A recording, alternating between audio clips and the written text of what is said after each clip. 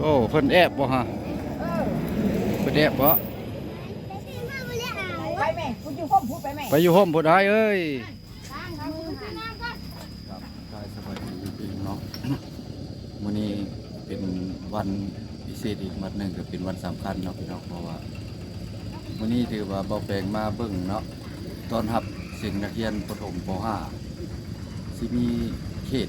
กลุ่มนาเซเนาะแล้วเข้ามาเสียงอยู่บ้านละงัวเฮานี่มี 3-4 หมู่บ้านเฮาหมู่บ้าน 5-6 หมู่บ้านเนาะเข้ามาเสียงอยู่ทีมงานบ้านละงัวเฮาเดี๋ยวนี้ล่ะครูอาจารย์เพิ่นก็สิมีระเบียบเนาะเพิ่นบ่ให้เข้าไปเพราะว่ามีแต่ให้ผู้ปกครองรอท่าอยู่พี่โลมาส่งเข้าบางคนอาจจะได้นอนพี่เนาะเพราะว่าเสียงนี้กำลังเสียงอยู่เนาะแล้วป้าแปงจะมารอท่านักเรียนนั้นออกมาเนาะมีหลายคนจะคนเนาะมาเบิ่งกันนะครับคือโรงเรียนก็ใหญ่เติบพุ่นละตัวนั้นคือว่าห้องอนุบาลเนาะอนุบาลแต่ว่าขายเครื่องเพิ่นสิให้อยู่นอกเนาะอันนี้ก็คือบ้านถ้ำแต่บ้านถ้ำกับมานี่บ้านถ้ำนาซีบ้านทาแคเนาะอันนี้มันสิ่งที่ว่าห้องประถมป .5 เนาะตัวนี้กำลังอันนั้นอยู่อันนี้ทางผู้ปกครองต้องมีรายชื่อเสียงเรียงนามมาจดเนาะลงทะเบียนนี่ขายเครื่องเพื่อให้ขายอยู่นอกพี่เนาะเพิ่นก็หลายแนวอยู่หลายอย่างที่ว่าน้องๆเพิ่นต้องการเนาะถ้าว่าไปมาไกลก็เอาซื้อกินอยู่นี่ก็ได้เนาะถ้าว่ามันยากอันน้ำตุกเท่าไรไม่เท่าเช้าฮะลูกสาวพันบอกเอาน้ำกาแฟให้เนาะให้เบาแปลงเนี่ยจักเจาะกาแฟได้จอกเท่าไรโอ้ขายในนักเรียนเนาะ5,000ไม่ได้เพิ่นให้เข้าไปในบ่เฉพาะมือเสกนี่ซื่อมือธรรมดาแล้วเข้าได้เนาะไม่เท่าได้ขายยังไม่เท่าขายเพื่อนจับออกจับไม่เท่านี่เพิ่นขายอยู่ในหั่นแต่ก่อนเดี๋ยวนี้แล้วเพิ่นขายอยู่เนาะจามเอ็นนี่ครับอันนี้นี่ตีนไก่เขาขนมกันหลายอยู่ตรงอย่างนี่ครับเพิ่นอยากให้ขึ้นเป็นระเบียบเนาะอาจารย์เพิ่นประกาศเขานี่เพิ่นยังให้ไปเนาะเพราะว่า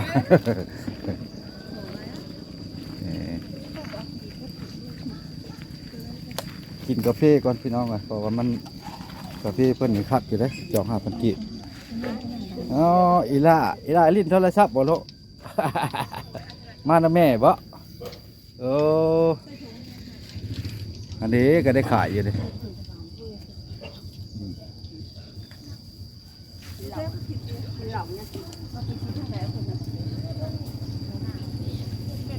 อันนี้ก็ห้องการสภาประชุมเนาะอันนี้ห้องการสภาประชุมนักรบเก้าบ้านละงัวเฮาอันนั้นก็คือวัดอันนี้ห้องหมอสุขศาลาได้เพราะว่าถ้าว่าเป็นอย่างเล็กน้อยอยู่นี่ได้เนาะเพิ่นมีแพทย์ประจำการวัน24 ชั่วโมงพี่น้องอันนี้เป็นทางอย่างทางออกใหม่ไปในตัวเมืองเฮานี่โอ้ออกไปนอกไปแล้วเดี๋ยวว่าเข้ามาก็จำได้เข้ามาห้องเลยละคกแล้วก็เข้ามาซื้อเลยหอดพี่เลยนี่ อันนี้ก็ใหญ่เป็นมาขายน้ำหวานเย็นนะอันขายน้ำหวานเย็นบุ้ยเอาขายอันหลายแนวเติมเนาะข้าวจี้ก็มีเนาะเป็นมาขายต้อนรับนักเรียนพี่น้องเนาะนักเรียนบ้านละงัวเฮาพุ่นละ3 หมู่ 4 หมู่บ้านก็สิมาเมื่อแต่ว่าเฮาสิให้ท่านผู้ชมเบิ่งเวลานักเรียนออกมาแล้วเฮาสิถามแต่ละคนเนาะ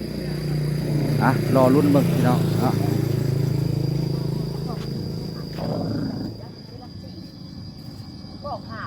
ไอ้สาว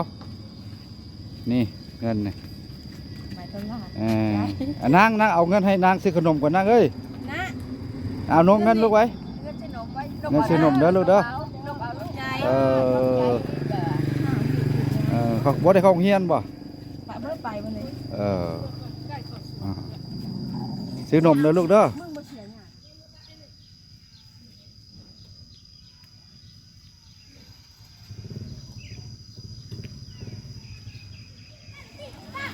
เลิกแล้วพี่น้องเลิกแล้วมาซื้ออยู่ซื้อกินเลยเนาะบางคนก็ถือเข้ามา เดี๋ยวคือผู้นี้ถือเข้ามาเนี่ย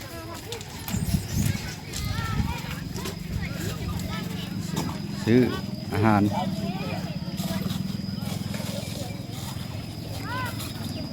ถือเข้ามาบ่นางอยู่บ้านใดนางบัดพีนบ่บัดพีนไก่ทำแอนพี่น้องคนอยู่ ไปเด้อ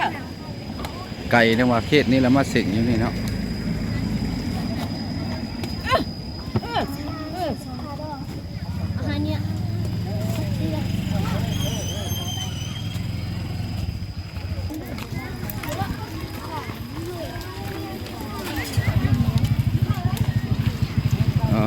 แต่หลายบางคนมาแต่วัดพีนก็มีนักเรียนหลายเลยพี่น้องกำลังเลิก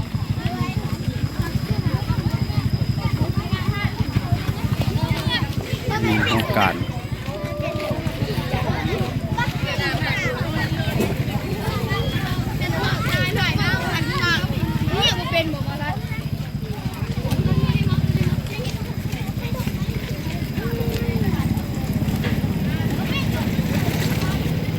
ทำความสะอาด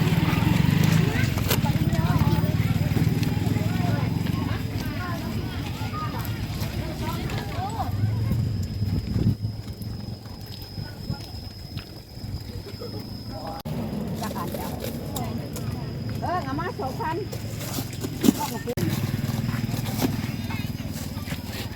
เอามาถ้ามึงได้มาซื้อคนได้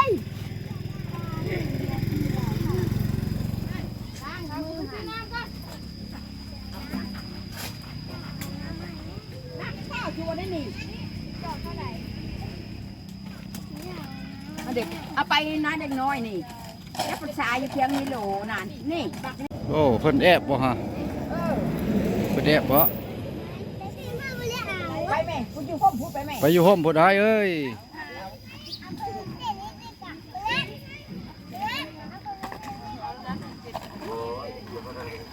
การถ่ายทำนักเรียนก็ประมาณนี้แหละพี่น้องโรงเรียนบ้านละงัวเฮาก็ถือว่าใหญ่เติบ3-4 หมู่บ้านละมาเส็งอยู่นี่หมดเนาะเส็งจบสั้นจบประถม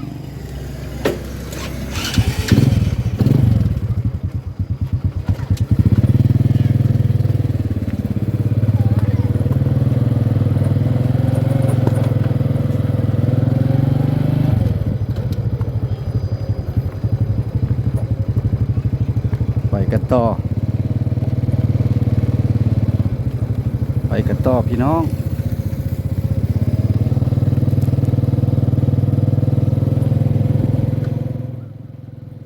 พี่กาสีได้ยุดพักไว้ซ้ำนี้พี่น้องมาตอนหับนักเรียนเสียงประถมมัธยมเสียงประถมเนาะจบสั้นขึ้นไปม.1 ม.2นั่นแหละขอโทษขออภัยพี่น้องเสียงแล้วก็พักปีหน้าพาใหม่พบพอกันใหม่ไปก่อนพี่น้องโรงเรียนบ้านละงัวเฮาแข่งขมวนเด้อพี่น้องเฮาไปก่อนหมดสุขสุคน